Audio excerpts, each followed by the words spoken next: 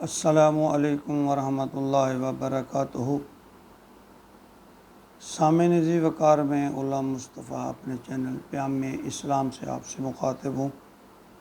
درس قرآن کے سلسلہ میں آج کا ہمارا سبق سورۃ آل عمران آیت نمبر 161 تا 163 پر مشتمل ہے۔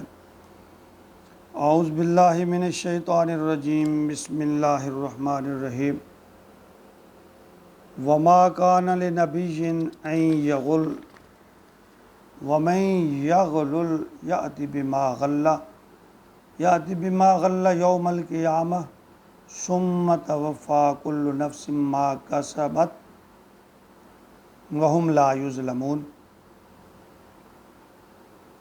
أفمن اتبع رضوان الله كمن باء بسخط من الله ومأواہ جہنم وبئس المصیر۔ ہم درجات عند اللہ واللہ بصیر بما تعملون۔ ان آیت کے شان نزول کے بارے میں مختلف آراء ہیں۔ ایک رائے تو یہ ہے کہ ابن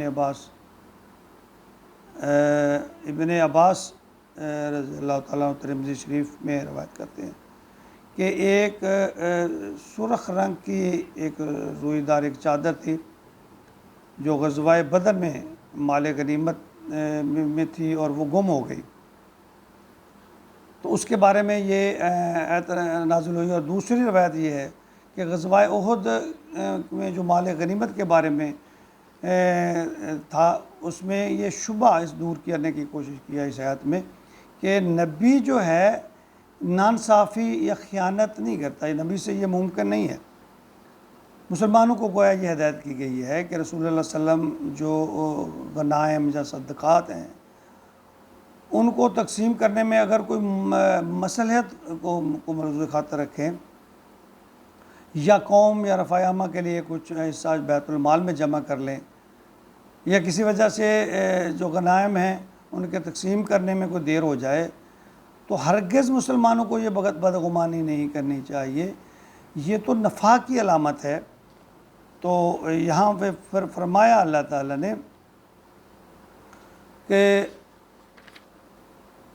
وما کان لنبی، اور کسی نبی کی یہ شان نہیں ہے ان یغل کہ وہ خیانت کرے، ومن یغل یأتی بما غل یوم القیامہ، اللہ فرماتے ہیں جو خیانت کرے گا نا وہ اس چیز سمیت قیامت کے دن میرے ہاں پیش ہوگا۔ اللہ نے دیکھی کیسا اصول بنایا، اللہ فرماتے ہیں سب کے لیے اصول برابر ہے، کوئی جیسا بھی ہے۔ تم سمجھتے ہو نا کہ بھئی فلاں اس سے مبر، اللہ فرماتے ہیں نہیں، خدا نہ خواستہ اگر نبی نے کی ہوگی تو اس نے میرے پاس آنا ہے، لیکن اللہ اس کی ضمانت دے رہے ہیں۔ ثم توفی کل نفس ما کسبت، تو پھر ہر جان کو پورا دیا جائے گا، کل نفس ما کسبت جو اس نے کمایا ہے، وہم لا یظلمون، اور اللہ فرماتے ہیں کسی پر ظلم نہیں کیا جائے گا، اچھا اعمال برا اعمال جو بھی کیا ہے، اللہ فرماتے ہیں میرے پاس ہر چیز کا حساب کتاب ہے۔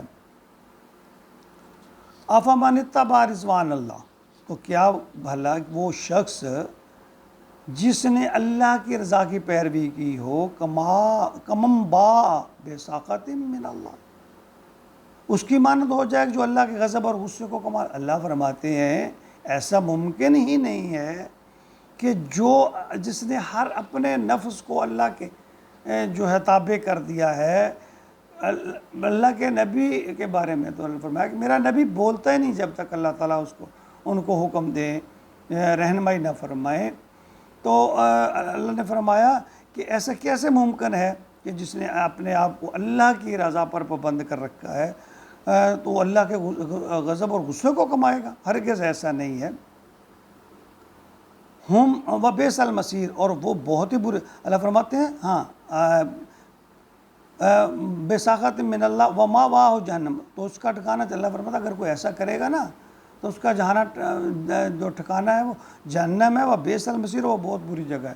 اللہ فرماتے ہیں جو بھی کوئی غلط کام کرے گا، خیانت کا کام کرے گا، اس کے لیے جنت میں جگہ نہیں ہے، اس کا ٹھکانہ دوزخ ہے۔ اور پہلے فرما دیا کیا تم یہ سمجھتے ہو کہ نبی کی ذات سے ایسا کچھ ہو سکتا ہے؟ ہرگز نہیں۔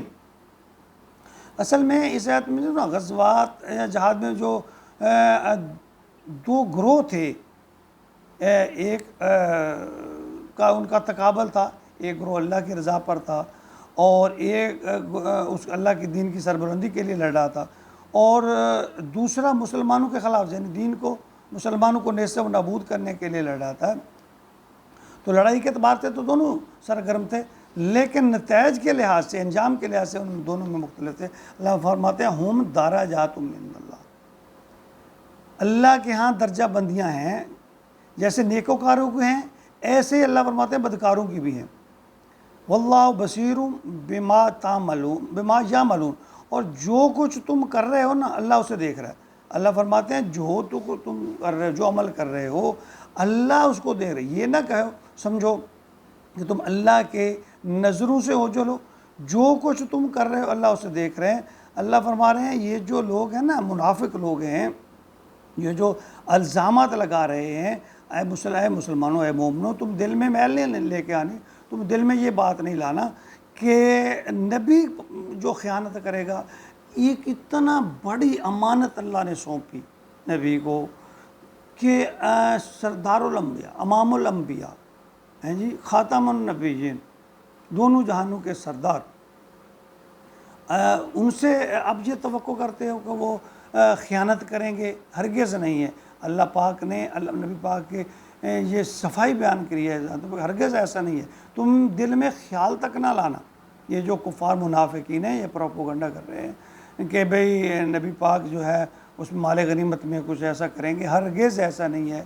کیا ایسا شخص جس نے سب کچھ اللہ کے لیے، اپنی مرضی کو اللہ پر کے لیے قربان کر رکھا ہے، اپنی زندگی کو، اٹھنے بیٹھنے کو، اوڑھنے بچھونے کو اللہ کے حکم کے تابع کر رکھا ہے، کہ ممکن ہے وہ اللہ کے حکم کی عدولی کرے، اللہ کے کام میں خیانت کرے گا، اللہ کے باتوں میں خیانت کرے گا، کسی چیز میں خیانت کرے گا؟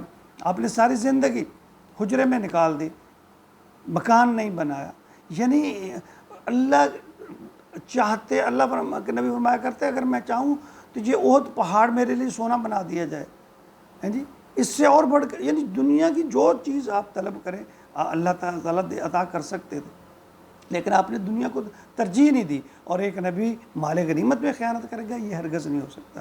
اللہ تعالیٰ ہمیں منافقت سے بچائے، یہ بہت بڑا جرم ہے۔